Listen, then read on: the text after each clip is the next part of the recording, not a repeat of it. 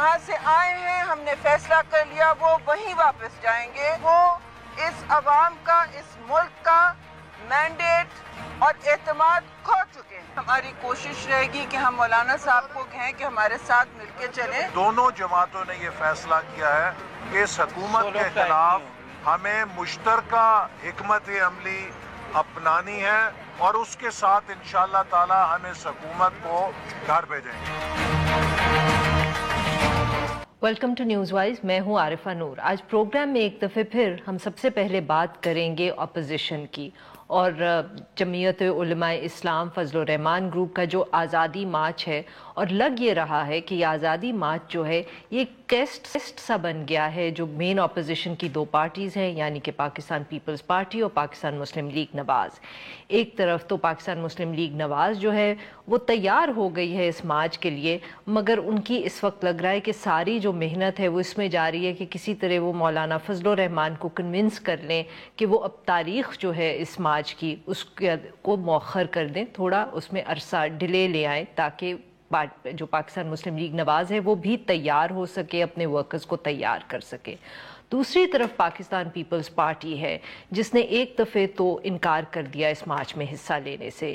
Chairman Bilawal Bhutto Zardari صاحب نے کچھ دنوں پہلے کہا کہ ویسے تو وہ پولیٹیکلی اور مورلی جس کو کہتے ہیں مولانا فضل الرحمان کے ساتھ ہیں، مگر ان کی جماعت جو ہے وہ حصہ نہیں لے گی اس مارچ کے اندر. انہوں نے کہا کہ ایک تو مذہب کا کارڈ جو ہے وہ پاکستان پیپلز پارٹی کے لیے ایک ان ایکسیپٹیبل چیز ہے، مگر ساتھ میں انہوں نے یہ بھی کہا کہ وہ نہیں چاہتے کہ وہ کسی غیر جمہوری قدم کے اندر حصہ ڈالیں.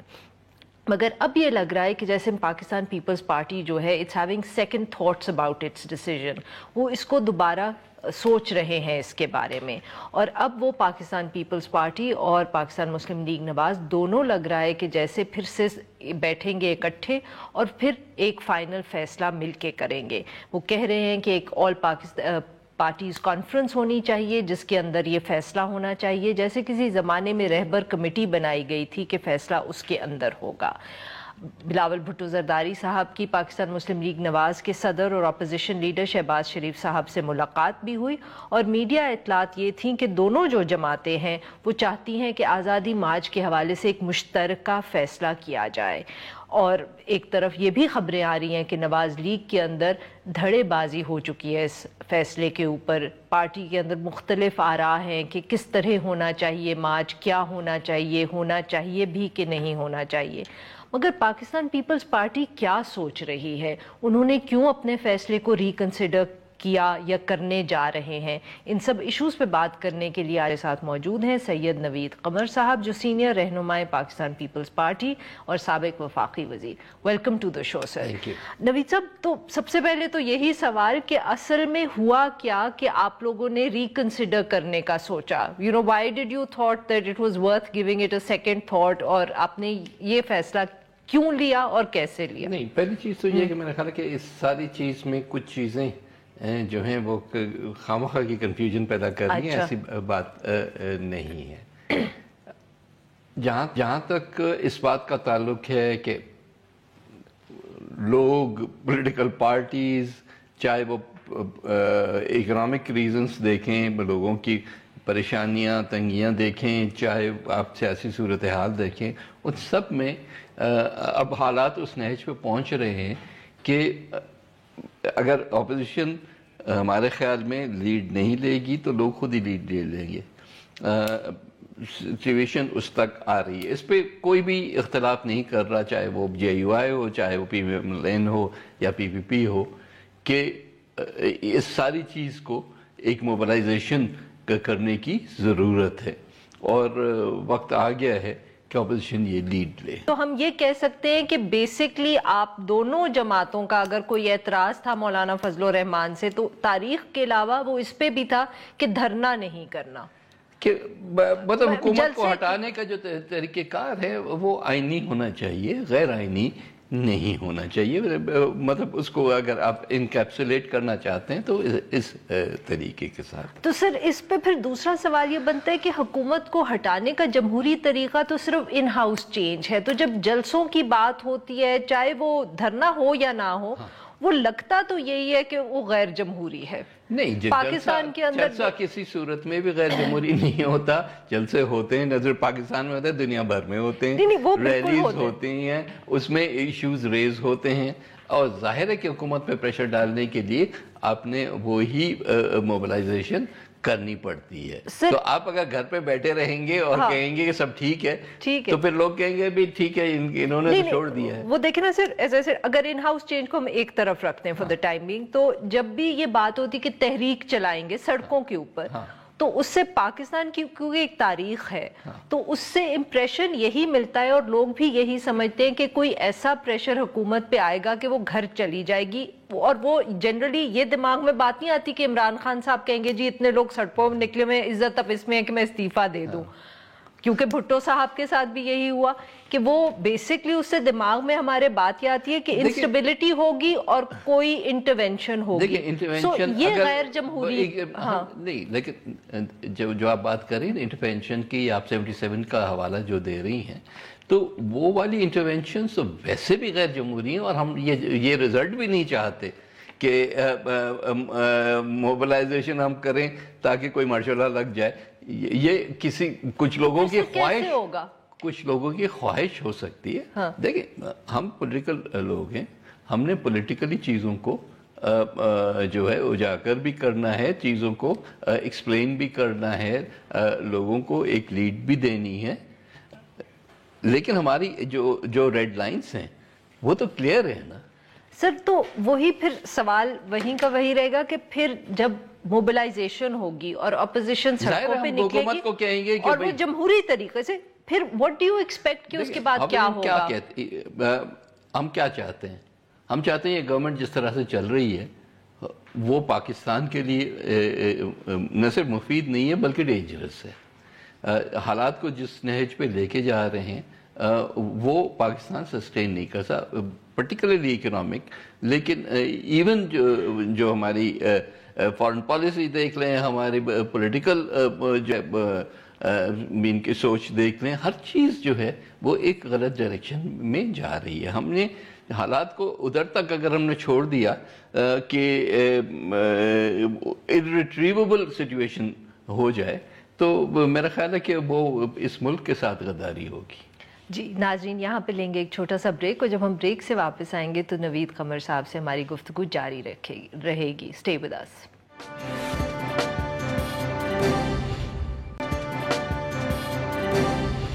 वेलकम बैक नाज़रीन, हम गुफ्तगू कर रहे हैं नवीद कमर साहब से।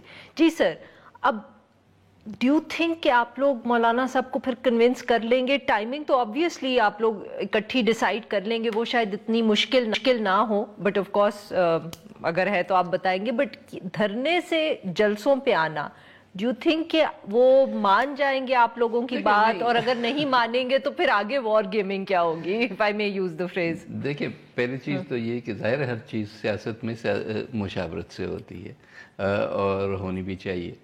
ज़ाहिर है एक व्यू पॉइंट लेके जो दो बड़ी पार्टीज़ हैं वो चल रही हैं, तो उससे हमारी कोशिश तो यही होगी मौलाना साहब, उससे कुछ न कुछ हमारा कोई मीटिंग ऑफ माइंड्स हो जाए।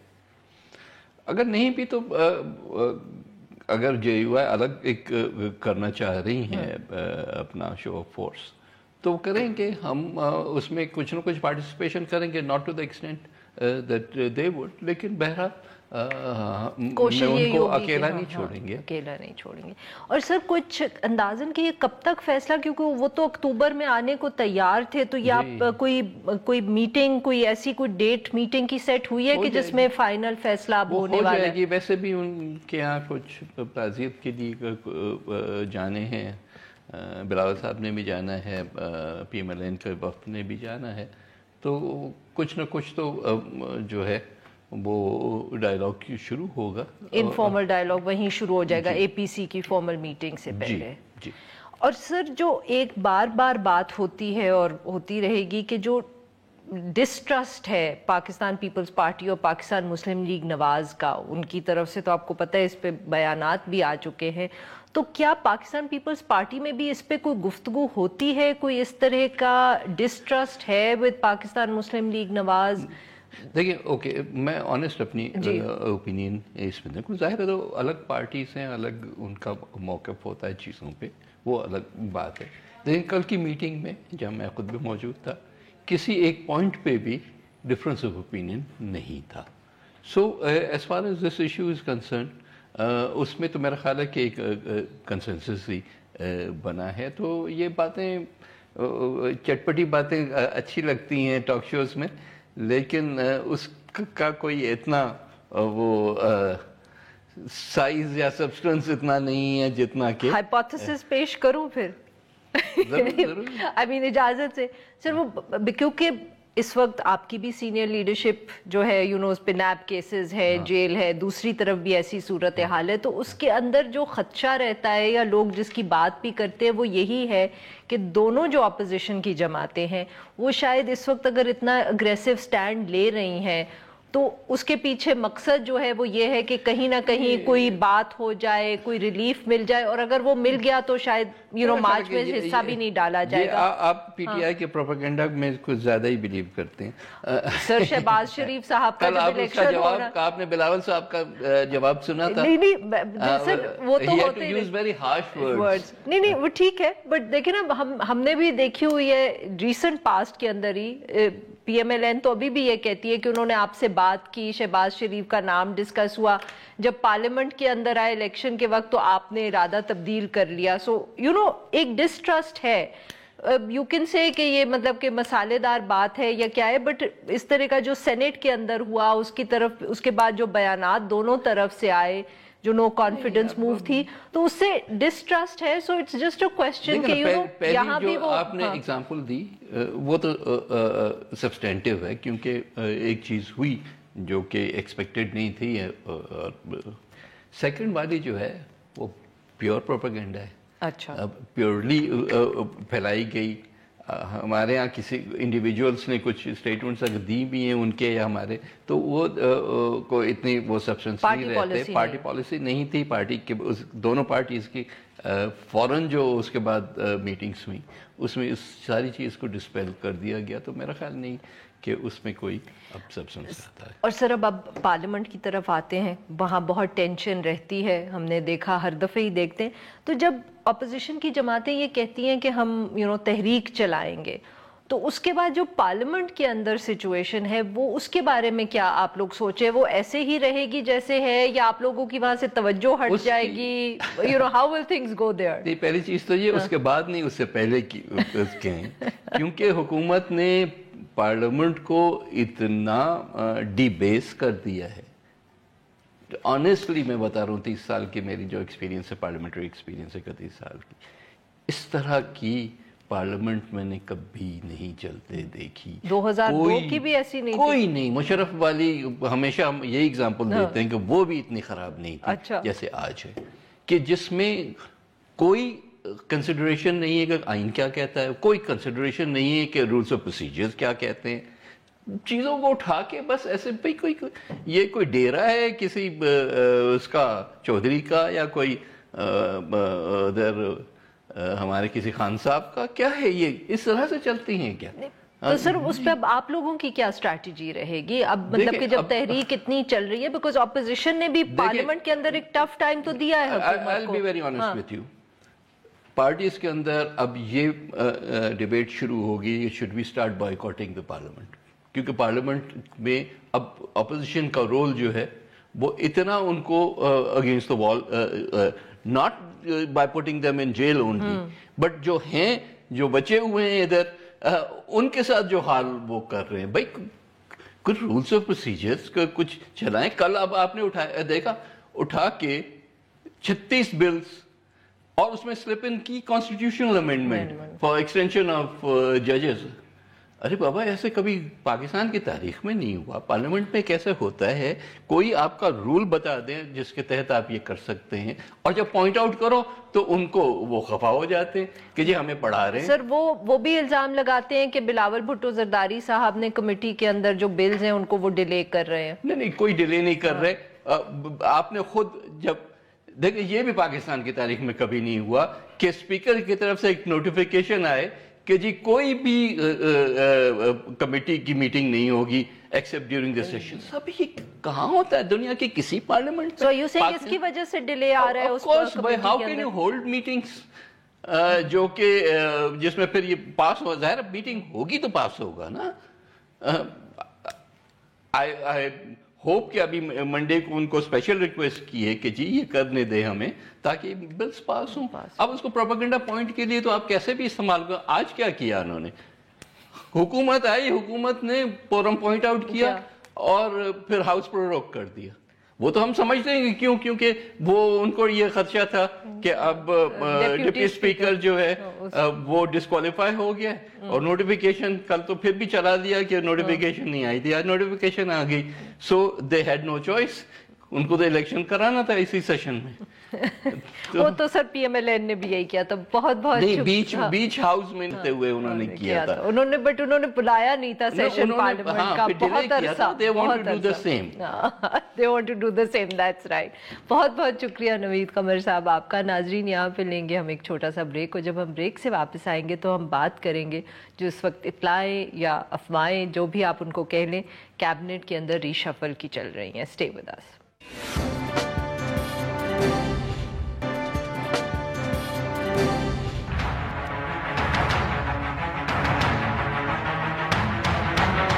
پرائم منسٹر آف پاکستان جو ہے یہ ان کا اختیار اور استحقاق ہے کہ وہ اپنی ٹیم میں رد و بدل کریں, اس کو کوئی چیلنج نہیں کر سکتا. ہیڈ لائنز میں کسی ایک کو ٹارگٹ کر کے چلا رہے تھے, ان کے لیے اچھی خبر نہیں ہے کہ انہیں میرے ساتھ ہی گزارا کرنا پڑے گا.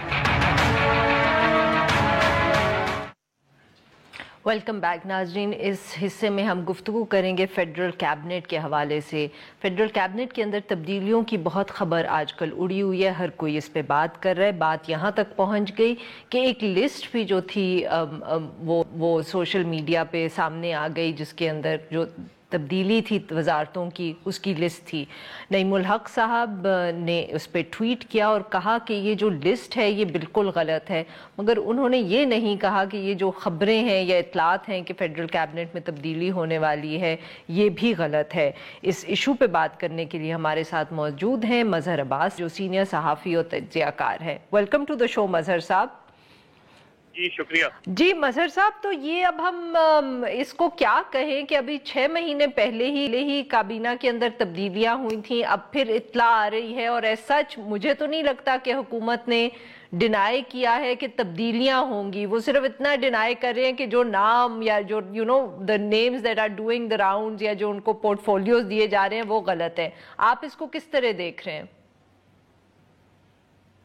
شکریہ عرفت. دیکھیے یہ بات بالکل اپنی جگہ درست ہے کہ جو جب ذرائع سے خبریں آئیں تو اگر اسی وقت ایک کیٹیگوریکل ڈینائل آ جاتا حکومت کی طرف سے کہ کیبنٹ میں کوئی ری شفل نہیں ہو رہی اور کسی منسٹری کی وزارت کسی منسٹر کی وزارت ادھر سے ادھر نہیں کی جا رہی, لیکن اس وقت نہیں آیا, خبریں چلتی رہیں. پھر ظاہر ہے جب آپ اس کی تردید نہیں کرتے تو پھر جو ہے وہی لوگ یہی سمجھنا شروع کرتے ہیں کہ ضرور دال میں کچھ کالا ہے, کچھ نہ کچھ رد و بدل ضرور ہونے جا رہا ہے. اور اسی پارلیمنٹری اجلاس کے بعد بے انتہا خبریں آئیں, یعنی اسد عمر کے حوالے سے, نور عالم کے حوالے سے, ان میں سے کسی خبر کی تردید نہیں ہوئی. اور صرف تردید آنی کب شروع ہوئی؟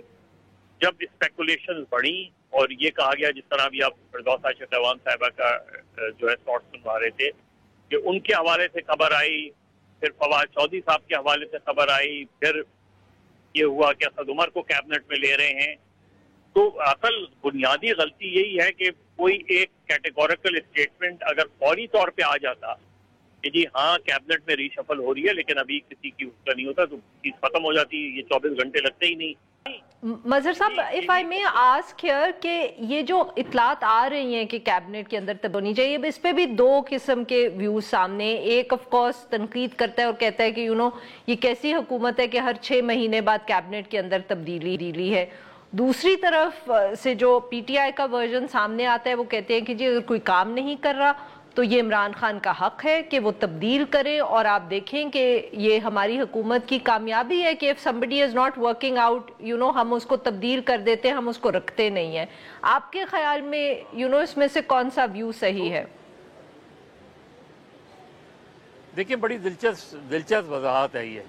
मसलन ये कि अगर मैं एक मिनिस्ट्री में काम नहीं कर रहा तो मुझे फिर दूसरी मिनिस्ट्री क्यों दी जा रही है? फिर तो आप मुझे नाअहल करार दे के बिल्कुल सैक कर दें। और जिसको आपने सैक किया था, जो मिनिस्टर ऑफ हेल्थ थे, उनके साथ आपने फिर क्या किया? वो कहाँ हैं आज? और उनके हवाले से जो इंक्वायरी होनी थी उसका क्या बना? तो यहाँ जो रीशफल होता है तो आप एक जगह अगर वो परफॉर्म नहीं कर रहा आप उसे दूसरी जगह भेज देते हैं। इसका मतलब ये कि आपकी मैंने कल भी ये बात की थी कि ये चीज़ इस चीज़ को रिफ्लेक्ट कर रही है कि आपकी प्रॉपर तैयारी थी नहीं। जब आप गवर्नमेंट में आए आपने वो तैयारी की हुई नहीं थी कि आपको ये नहीं समझ में आता कि ये मिनिस्टर इधर काम नहीं कर रहा तो उधर का।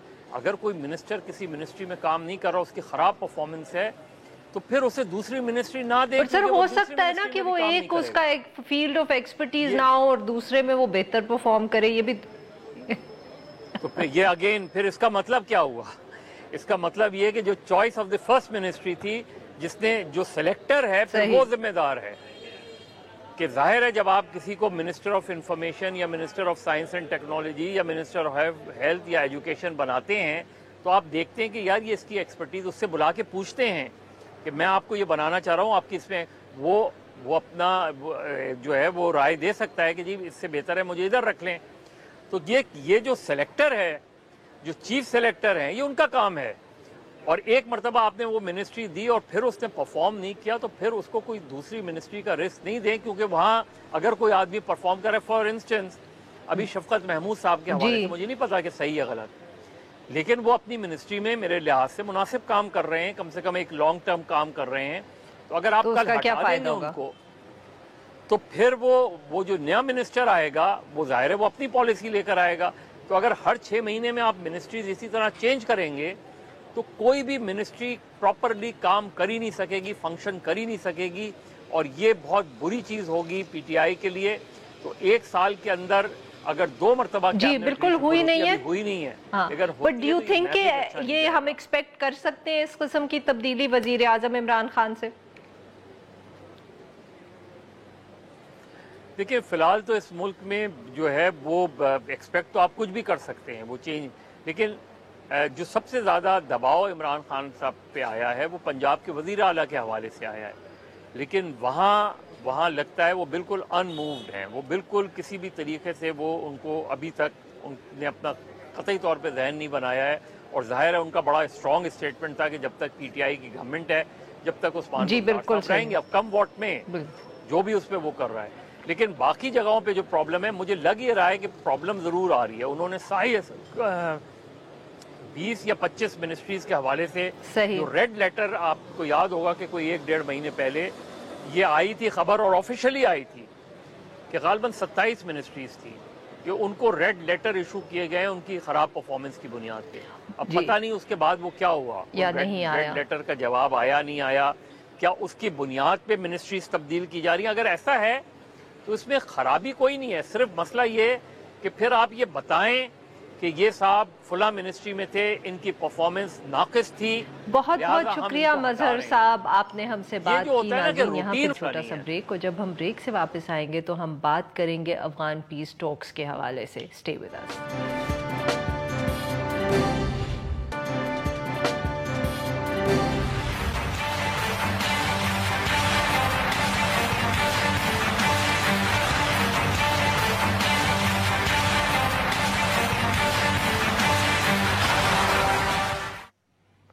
Welcome back. प्रोग्राम के आखिरी हिस्से में हम जिक्र करेंगे अफ़गान तालिबान का।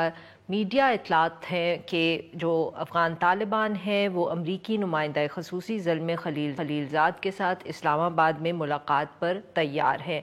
मुल्ला बरादर की क़यादत के अंदर जो अफ़गान तालिबान का वफ़द है वो इस्लामाबाद में मुलाकात करेगा ज़ल्मे खलीलज़ाद से। 8 सितंबर को अमेरिकन प्रेसिडेंट ने टॉक्स जो थी अफ़गान तालिबान और अमेरिका के दरमियान, उनको कॉल ऑफ कर दिया था, मगर लग रहा है कि अब ज़ल्मे खलीलज़ाद साहब जो हैं वो इनको रिवाइव करने की कोशिश कर रहे हैं। इस इशू पे बात करने के लिए हमारे साथ मौजूद है इम्तियाज़ साहब, जो एक सीनियर तज्ज़ियाकार और माहिर अफ़गान अमूर हैं। वेलकम टू द शो इम्तियाज़ साहब। امتیاز صاحب، تو یہ جو اطلاعات آ رہی ہیں کہ زلمے خلیلزاد اسلام آباد پہنچ گئے ہیں اور اب افغان طالبان سے ملاقات کرنے لگے، دس couldn't have come out of the blue. ضرور اس حوالے سے کوئی بیہائنڈ دا سینز گفتگو اس حوالے سے ہو رہی ہوگی، کوئی بیک چینل ڈپلومیسی جس کو کہتے ہیں وہ کچھ دن سے ایکٹیو ہوگی؟ دیکھیے، تو بات بڑی واضح تھی جب سے امریکی صدر ٹرمپ کے ساتھ ہمارے وزیر اعظم کی ملاقات ہوئی نیو یارک میں کچھ دن پہلے، کہ افغان پیس ڈیل کو دوبارہ زندہ کرنے کا کوئی ابھی تک امکان موجود ہے، اس کو خارج از امکان نہیں قرار دیا جا سکتا. اور خاص طور پہ جب ہمارے وزیر اعظم نے مختلف مواقع پہ یہ بات بھی بڑی واضح طور پہ کہی کہ اگر وہ پہلے ملاقات کر پاتے افغان طالبان کے ساتھ تو شاید نوبت نہ آتی، لیکن اس وقت افغان صدر اشرف غنی نے اس پہ اعتراض کر دیا تھا، جس کی وجہ سے وہ پہلے جنوری میں یہ ملاقات نہیں ہو سکی. تو میرا اپنا یہ خیال ہے کہ چونکہ صدر ٹرمپ آئندہ مہینے اپنی ایک الیکشن کیمپین میں جا رہے ہیں، اس سے پہلے وہ عوام کو پیغام دینا چاہتے ہیں کہ جو انہوں نے وعدہ کیا تھا افغانستان سے اپنی افواج نکالنے کا، شاید جو جزوی طور پہ وہ اپنی افواج نکالنے کا اعلان کر دیں گے. اور اسی امکان کو زندہ رکھنے کے لیے صدر ٹرمپ نے زلمے خلیلزاد کو اپنے عہدے سے برخاست نہیں کیا تھا، بلکہ انہیں اپنا مشن غالباً جاری رکھنے کا کہا تھا. اور اب جب کہ افغان صدارتی الیکشن ہو گیا ہے، اس کے بعد تنازع بھی کھڑا ہو گیا ہے کہ دونوں امیدوار اپنی اپنی کامیابی کا اعلان کر رہے ہیں، تو میرا خیال ہے یہ درمیانی جو وقفہ ہے ابھی انتخابات کے نتائج کے اعلان سے پہلے، اس کو استعمال کرے گی امریکی انتظامیہ طالبان کے ساتھ اس ڈیل کو بالکل فائنل کرنے اور اس پر دستخط کرنے کے لیے، جو کہ تیار تھی لیکن کیمپ ڈیوڈ میں صدر ٹرمپ کے ساتھ ملاقات سے انکار، طالبان کے انکار کے بعد وہ عملاً ختم ہو گئی تھی. امید کرنی چاہیے کہ یہ ڈیل اب دوبارہ زندہ ہو جائے گی. سر، اب یہ جو ڈیل جس کی آپ بات کریں، جو طالبان کی طرف سے اسٹیٹمنٹ، افغان طالبان کی طرف سے اسٹیٹمنٹس آئی تھیں، اس سے تو لگتا تھا کہ جیسے آپ نے کہا نا کہ بس تقریباً فائنل تھی، اب بس صرف دستخط کرنے رہ گئے تھے. مگر کچھ لوگ کہتے ہیں کہ نہیں، ابھی ڈفرنس تھا، کچھ ایک آدھ ایشو تھا جس کے اوپر بالکل کنسنسس نہیں ہوا تھا. آپ کی نظر کے اندر سچویشن کہاں تھی؟ کیا سچ مچ سب کچھ فائنل ہو گیا تھا یا ابھی کچھ رہتا ہے اس کے اندر فائنل کرنے کو؟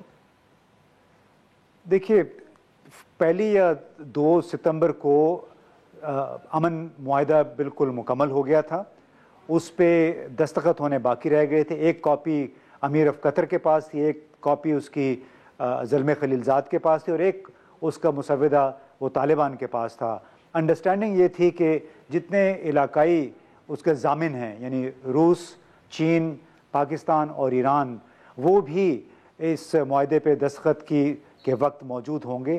لیکن کیمپ ڈیوڈ میں ملاقات کا عندیہ دے کر صدر ٹرمپ نے کوشش کی کہ یہ کامیابی کا صحرا اپنے سر سجا لیں، اور اسی کی وجہ سے پھر طالبان نے غالباً مناسب یہی سمجھا کہ کیمپ ڈیوڈ میں ملاقات سے انکار کر دیں، کیونکہ شروع سے بات ہو رہی تھی کہ یہ اب علاقائی سٹیک ہولڈرز جو ہیں وہ اس تمام امن معاہدے کے ضامن بنیں گے. لیکن آخری وقت میں جب ان کو علیحدہ کرنے کی کوشش کی گئی تو اس پہ ظاہر ہے پھر جو علاقائی قوتیں ہیں وہ بھی اپنا اثر و نفوذ تو دکھاتی ہیں. اور آپ نے دیکھا ہوگا کہ اس کے فوراً بعد ہی طالبان نے روس کا بھی دورہ کیا، ایران بھی گئے اور چین بھی گئے. تو سر، اب ہمیں کیا ایکسپیکٹ کرنا چاہیے جو ملاقات ہونے لگی اب اسلام آباد کے اندر؟ What do you think will come out of it? کیا اب ہم یہ ایکسپیکٹ کریں کہ کچھ دنوں کے اندر ڈیل اناؤنس ہو جائے گی؟ Can we be that optimistic یا ابھی بھی وقت لگے گا to reset the process as they call it? جی، میرا اپنا یہ خیال ہے کہ آئندہ چند دنوں میں 4-5 دن تک طالبان بھی یہیں پہ ہیں، زلمے خلیلزاد بھی یہیں ہیں، بلکہ طالبان کے نمائندے سہیل شاہین غالباً ماسکو چلے گئے ہیں اور وہیں سے صلاح مشورہ کر کے پھر یہیں اسلام آباد واپس آئیں گے. تو ایسا لگتا ہے اور ہمیں امید رکھنی چاہیے کہ وہ معاملہ جو کہ صدر ٹرمپ کے طالبان کے ساتھ کیمپ ڈیوڈ میں ملاقات سے انکار پہ ٹوٹا تھا، وہیں سے یہ سلسلہ دوبارہ شروع ہوگا، اور جلد ہی شاید ہمیں اچھی خبر ملے کہ تمام فریقین راضی ہو گئے ہیں اس امن معاہدے پہ دستخط کرنے.